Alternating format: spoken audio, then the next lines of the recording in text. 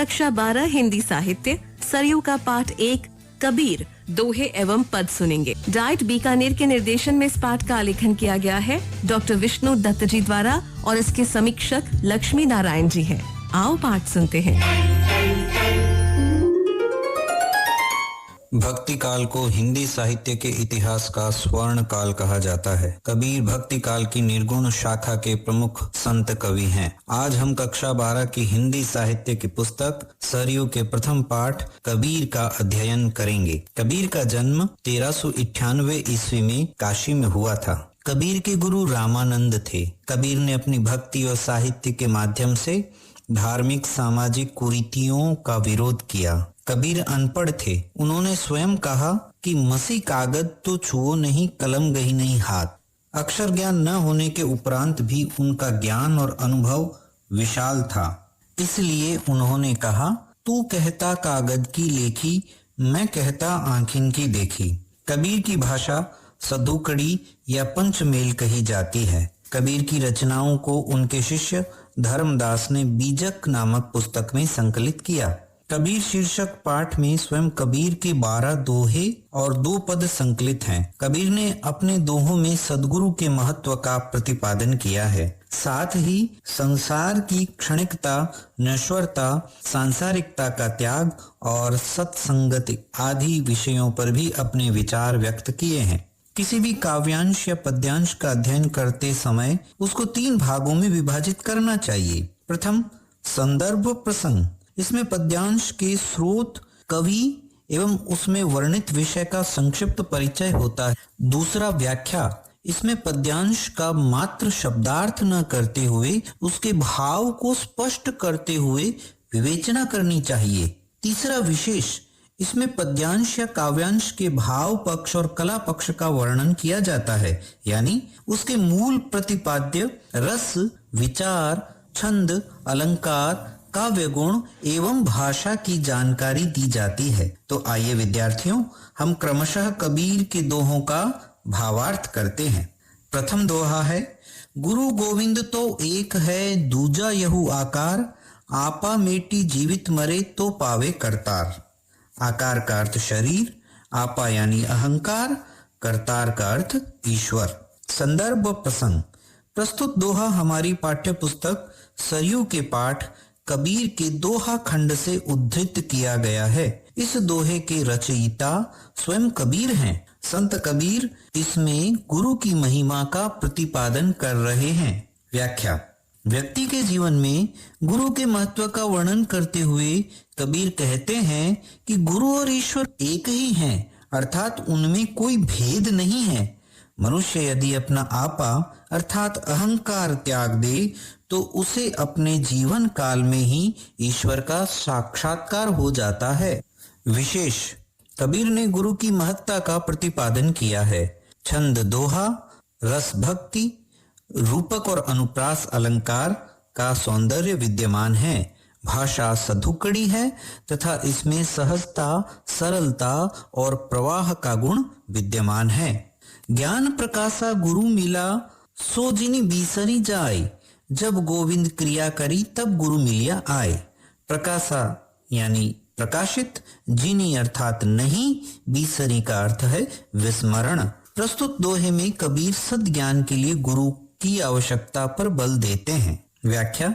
कबीर कहते हैं कि मेरे हृदय में ज्ञान का प्रकाश हो जाने पर मुझे सच्चे गुरु मिले हैं और सतगुरु द्वारा प्रदत्त ज्ञान को मुझे किसी भी स्थिति में विस्मरण नहीं करना है। कबीर दोहे के 3 और 4 चरण में कहते हैं कि ईश्वर की कृपा से ही जीव को ईश्वर की प्राप्ति होती है। विशेष। सद्गुरु से प्राप्त ज्ञान को भुलाना नहीं चाहिए। दोहा छंद अपने संपूर्ण गुणों के साथ विद्यमान है। भाषा सरल व शैली उपदेशात्मक है। पीछे लागा जाई था लोकवेद के साथी, आगे थे सतगुरु मिलिया दीपक दिया हाथी। लोकवेद अर्थात लौकिक ज्ञान और परंपराएं। प्रस्तुत दोहे में कबीर ने गुरु का महत्व का वर्णन करते हुए उसे ही सच्चा ज्ञान देने वाला बताया है। व्याख्या। कबीर कहते हैं कि वे सांसारिक ज्ञान और परंपराओं का अनुसरण करते हुए जीवन व्यर्थ गंवा रहे थे। जब उन्हें सतगुरु मिले तो उनके ज्ञान से ईश्वर भक्ति का सीधा और सरल मार्ग प्रकाशित हो गया। विशेष भाषा सदुकड़ी है, रस भक्ति है, दोहा छंद का प्रयोग है। यहाँ यह भी बता दूं कि कबीर के सभी दोहों में भाषा, रस और छंद यही होंगे, अर्थात भाषा सदुकड़ी होगी, रस भक्ति होगा और छंद दोहा होगा। दीपक दिया हाथी में लक्षणा शब्द शक्ति है। अगला दोहा, बूढ़ा थापे ऊबरा गुरु की लहरी चमंकी, भेरा देखा जर जरा तब उतरी पड़े फरंकी। बूढ़ा यानी बूढ़ा या डूबने वाला था, उबरा डूबने से बच गया। गुरु की लहरी, गुरु की कृपा रूपी लहर।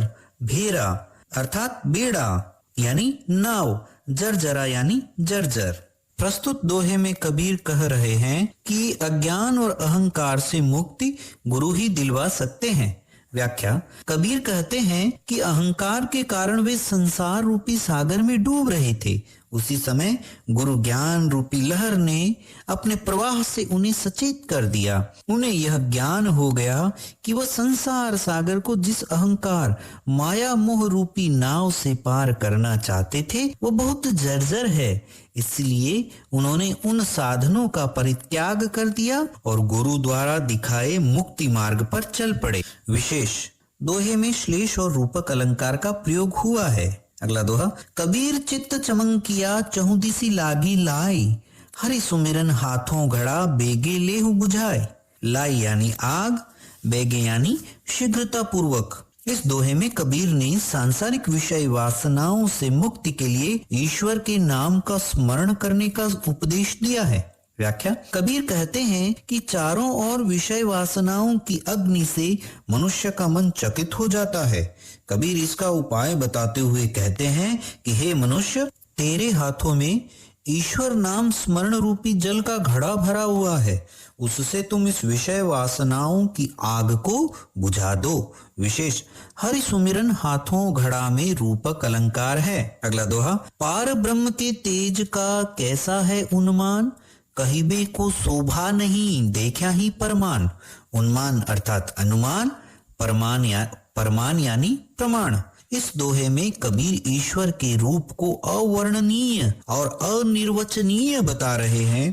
कबीर कहते हैं कि हम मनुष्य परम ब्रह्म के तेजोमय रूप की मात्र कल्पना ही कर सकते हैं। ईश्वर के सौंदर्य का वर्णन नहीं किया जा सकता।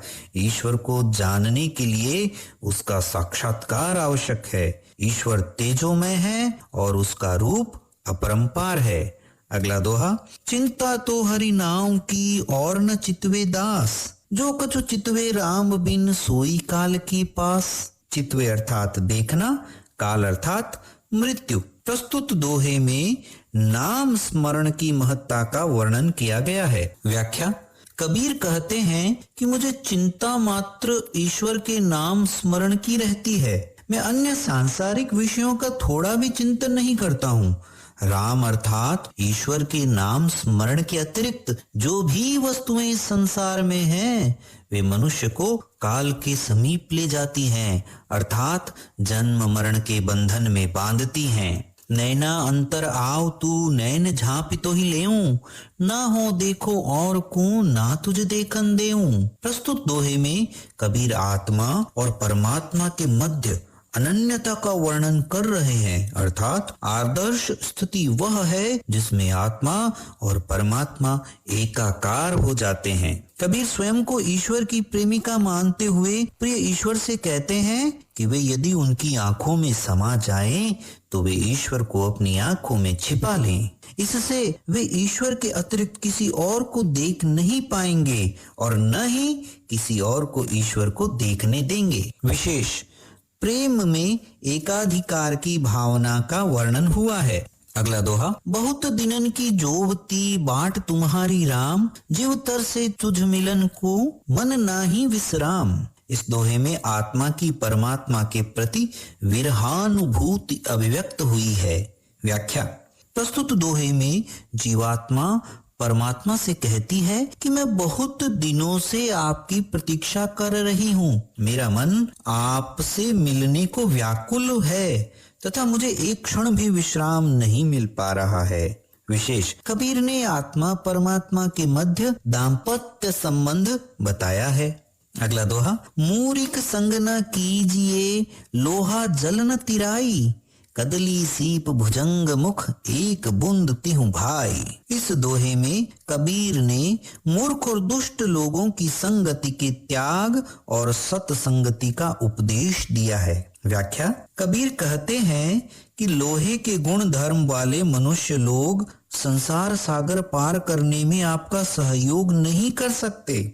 साथ ही संगति के प्रभाव के विषय में बताते हुए कवि कहते हैं कि स्वाति नक्षत्र में बादलों से गिरने वाली पानी की बूंद तो एक ही होती है, किंतु वह केले के पत्ते पर गिरकर कपूर, सीप में गिरकर मोती तथा सर्प के मुख में गिरकर विष बन जाती है। दोहे में दृष्टांत अलंकार का प्रयोग किया गया है। अगला दोहा, येहू ऐसा संसार है जैसा सेवल फूल, दिन 10 के व्यवहार को झूठे रंग न भूल। सेवल फूल अर्थात सेमल का फूल। प्रसंग, कबीर ने संसार को नश्वर और इसकी सुंदरता को भ्रम बताया है। व्याख्या, कबीर कहते हैं कि यह संसार सेमल के फूल की भांति है। सेमल का फूल ऊपर से तो बहुत सुंदर दिखाई देता है, परंतु उसमें भीतर कोई सुगंध विद्यमान नहीं होती है। वैसे ही यह संसार बाहर से तो सुंदर दिखाई देता है, लेकिन वास्तव में क्षणभंगुर और नाशवान होता है। इसलिए मनुष्य को संसार की सुंदरता के मोह में न पड़कर ईश्वर भक्ति की ओर ध्यान देना चाहिए। अंतिम और 12वां दोहा है, माशी गुड़ में घड़ी रही, पंच रही लपटाए, ताली पीटे सिर धुने, मीठे बोई माय। माशी अर्थात मक्खी, पंच अर्थात पंख, बोई माई अर्थात धसती जाती है। प्रसंग, प्रस्तुत दोहे में कबीर ने मनुष्य की सांसारिक विषय वासनाओं के प्रति अनुरक्ति का वर्णन किया है। व्याख्या, कबीर कहते हैं कि जिस प्रकार मक्खी गुड़ का आस्वादन करने के लिए उससे चिपक तो जाती है, किंतु बाद में पछताती है, उसी प्रकार मनुष्य भी मृत्यु पर्यंत विषय वासनाओं से उलझकर उनसे मुक्त नहीं हो पाता है। विशेष पूरे दोहे में अन्योक्ति अलंकार का सौंदर्य विद्यमान है।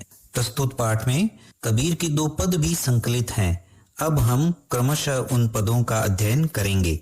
पहला पद, काहे रे नलिनी तू कुम्हलानी, तेरे ही नाल सरोवर पानी, जल में उत्पत्ति जल में बास, जल में नलिनी तोर निवास, ना तली तपति ना ऊपर आग, तोर हेत कहूं कासनी लाग, कहे कबीर जे उद की समान, ते नहीं मुए हमारे जान।